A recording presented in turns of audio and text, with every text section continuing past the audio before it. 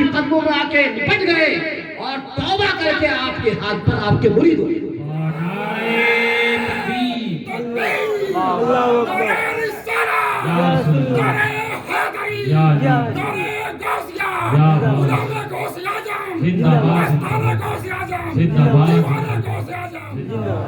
یہ ہے غوث اعظم کہ اپنے وقت کے بڑے بڑے عالم جس کی بارگاہ میں پانی بھرتے نظر آتے ہیں پانی بھرتے. وہ جوزی جو کہ صوفیوں کے بزرگوں کے خلاف بولا کرتے تھے, آپ کے قدموں میں آ کے ہمیشہ ہمیشہ کے لیے کیا بن گئے؟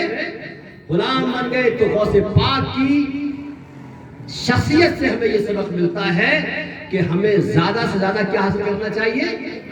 علم حاصل کرنا چاہیے, اپنے بچوں کو تعلیم حاصل کرنا چاہیے. صرف جلسے کر لینا. اور بلکہ میں آپ کو یہاں ایک اور بات کہوں گا, میرا اپنا ہے اور میں آپ سے کہتا ہوں کہ آپ 11ویں شریف کے موقع پر حضور غوث پاک کی 11ویں خوب کریں, رجب شریف کے موقع پر چھٹی شریف خوب کریں, سب کریں. اگر 11ویں کرنا ہے تو 11 دیگے نہ بنا کر کے 2 دیگے بنائیں, 3 دیگے بنائیں, کم بنائیں, اور باقی دیگوں کا پیسہ اپنے بچوں کی تعلیم کے اوپر خرچ کریں. اس لیے کہ تمہاری بستی میں بہت سے بچے ایسے ہیں جو غریب ہیں, ان کے پاس فیس جمع کرنے کے لیے پیسہ نہیں, کتابوں کے لیے پیسہ نہیں, کپڑوں کے لیے پیسہ نہیں. مسلمانوں, تمہاری ذمہ داری بنتی ہے کہ تمہارے پڑوس میں, تمہاری بستی میں, چاہے کسی مذہب کا ماننے والا ہو, اگر کوئی مطلب یہ کہ تعلیم سے دور ہے, ایجوکیشن سے دور ہے, تو تمہاری ذمہ داری بنتی ہے. حضور غوث پاک کی بارگاہ میں سب سے بہترین تحفہ یہ ہے کہ تم غوث پاک کی طرف سے بچوں کی فیس ادا کرو. خواجہ غریب نواز کی طرف سے بچوں کی فیس ادا کر دو, ان کی تعلیم پہ پیسہ خرچ کرو, ایجوکیشن پہ پیسہ خرچ کرو. لیکن معاملہ کیا ہوتا ہے؟ اگر کسی کا مزار بن رہا ہے, کسی کا مزار بن رہا ہے تو بے شمار پیسہ خرچ کرتے ہیں. میں ذمہ داری سے کہہ رہا ہوں کہ مزار کے بنانے پہ پیسہ خرچ کرو گے کوئی ثواب نہیں ملے گا, دنیا کا کوئی مفتی نہیں بتا سکتا ثواب ملے گا. لیکن اگر اسی بزرگ, اسی صاحب مزار کے نام سے, تعلیم کے نام پہ پیسہ خرچ کرو گے تو آپ کو کیا ملے گا؟ بزرگ کو بھی مطلب یہ کہ اس کا اللہ تبارک تعالیٰ سے انعام ملے گا, اور تم کو بھی کیا ملے گا؟ انعام ملے گا. تو سب سے زیادہ بزرگوں کی بارگاہ میں بہترین خراج عقیدت, محبت کا نذرانہ یہ ہے کہ ہم ان کی تعلیمات کے اوپر کیا کریں؟ عمل کریں, ان کی تعلیم کے اوپر عمل کریں. اور حضور غوث پاک رضی اللہ تعالیٰ عنہ نے پوری زندگی کا آپ مطالعہ کریں گے تو آپ کو یہی سبق ملے گا کہ غوث پاک نے یہی سبق دیا ہے, علم حاصل کرو, سچ بولو, سچائی کو ہمیشہ پکڑے رکھو, ایمانداری کو پکڑے رکھو. اور غوث پاک نے فرمایا کہ دیکھو, قیامت میں سب سے پہلے جس چیز کے بارے میں پوچھ تاچھ ہوگی وہ نماز. کیا ہے؟ نماز. تو نماز کی پابندی کرو. کیا کرو؟ نماز کی پابندی کرو. اگر نماز میں کوتاہی ہوئی تو یاد رکھو کہ آپ کا کوئی بھی عمل خدا کی بارگاہ میں قبول, اس لیے کہ نماز فرض ہے. کیا ہے؟ فرض ہے, یہ قرض ہے.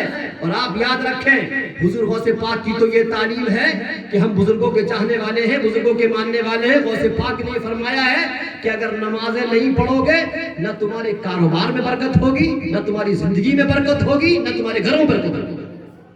اگر نماز پڑھو گے تو انشاءاللہ زندگی میں بھی خوشحالی اور کاروبار میں بھی خوشحالی ہوگی.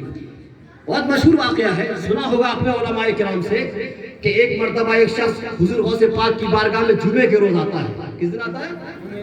جمعے کے روز آتا ہے, اور جمعے کی نماز کا ٹائم عرض کرتا ہے کہ حضرت بہت محنت کرتا ہوں, بہت پیسہ کماتا ہوں, لیکن پیسے کے اندر برکت نہیں, گھر میں برکت نہیں, ادھر سے آتا ہے ادھر چلا جاتا ہے.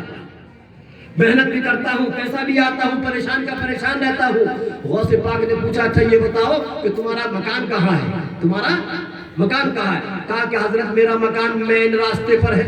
کہاں پر ہے؟ مین راستے پر ہے.